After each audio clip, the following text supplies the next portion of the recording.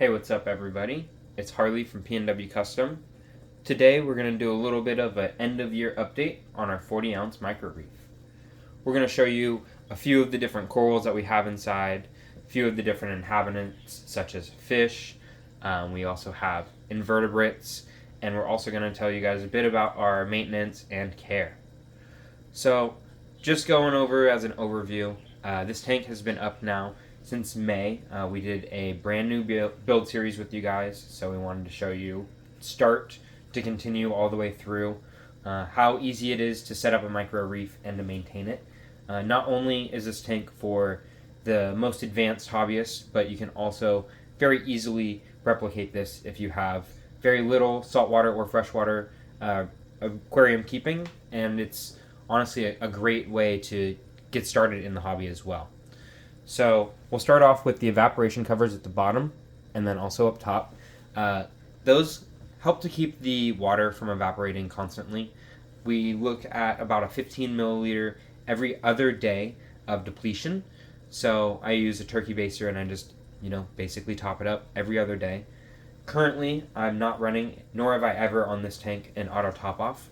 It is an idea that I have been playing around with for a bit because we do sell them and manufacture them. However, I don't quite want to put this on this tank because I want to show people just how easy it is to maintain even without an auto top off. Some of the corals that we've had in this that have been very successful for us are the mushroom corals, zoanthid corals, soft corals such as we have a leather in the back and green star polyp. Most of the corals that are in here have either been in my own home reef aquarium or in other friends' reef aquariums and have been kind of aquacultured or in the hobby for a lot longer than you would find some wild species. So that definitely helps the hardiness of these kinds of corals.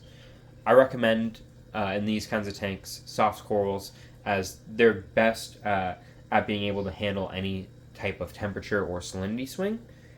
And in most cases, if you can just manage temperature and salinity in a micro reef, you can pretty much keep most of those soft corals. So we'll start off by looking at what kind of corals we have. Let's get a little bit closer here. So we've got a few mushroom corals here on the left side.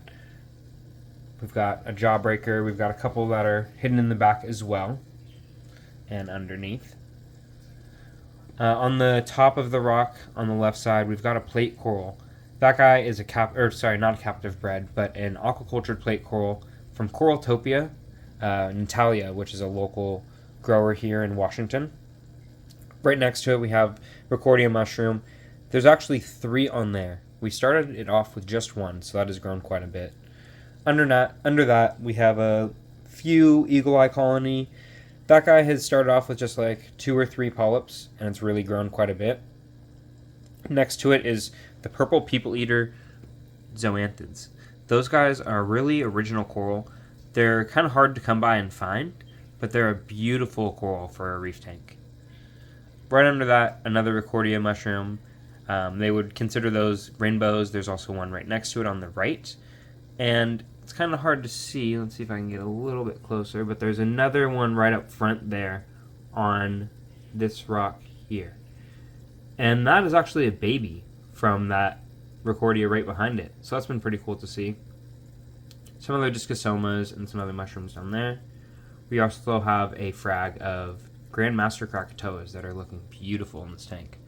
We used to keep those actually on that ledge right there near that plate coral. However, I noticed they were getting just a little bit too much light, and I put them down there, and they have been doing quite a bit better. There's a total of 5 open polyps on that, and there's a baby starting to come up as well, so that's really cool to see. Going up top, we've got some Aphrodite from Shane Backer. Those are one of the most beautiful zoanthids in terms of a pink that you can find, so those are great for breaking up the color of the typical green, orange, and red. Right next to it, we've got our orange rock stars, and those guys are a great easy-growing coral as well. Behind on the rock back there, those guys are some more eagle eyes. Those have continued to spread as well all over. And the one back there that's currently closed up, it's going through a shedding period. So toadstool mushrooms shed every every couple of months, and those guys will close up pretty tight for about a week or two. Covering the back wall is our green star polyp. That coral is super hardy and is a beautiful coral for adding into the reef tank. The only thing is they grow quite fast, so I'm going to have to trim that down if you kind of see how wild it's getting. So swimming around here is our green-banded goby. That goby, he's been a great one. We've had him here in this tank since July. Those fish are actually one of my favorite fish, and they're perfect for a micro reef as they don't have a swim bladder and are great for just bouncing around from rock to rock. This keeps them happy, keeps them easy to spot and see in a micro reef, whereas in a big tank you might not be able to quite see them and spot them all the time. Currently he's just perched underneath here, so we'll go ahead and we'll give him a little bit of TDO Chroma Boost from Reef Nutrition, and he'll come right out. These guys are typically found captive bred. This specific one is from ORA, and it's great because they're already accustomed to aquarium life.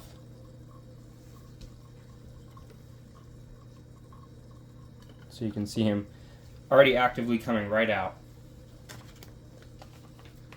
Some of the equipment that we're running on this aquarium is going to be just our standard 50 gallon per hour pump, which comes right out of the box, the standard 10 watt LED light, and then we also have an extra heater that we added onto this. The reason we added the heater is because now in the months of December and winter months, it does get a little bit colder here in the Pacific Northwest, so the heater is a great option to be able to stabilize that temperature. Just over in the side here, you can kind of see the temperature.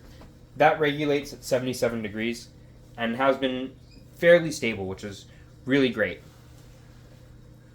You can see the goby here right up top, just kind of actively hunting for the food. Some other equipment that we run on this is a Hydros Control X2. The Hydros Control X2 is great because it manages when the lights come on and off, and it also actually controls two other aquariums that we have sitting right next to it.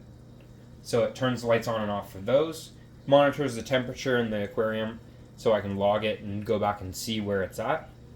And then it also makes it easy for me to do any changes I need to the lighting schedule, such as add more time for daylight savings, or anything I might want to adjust.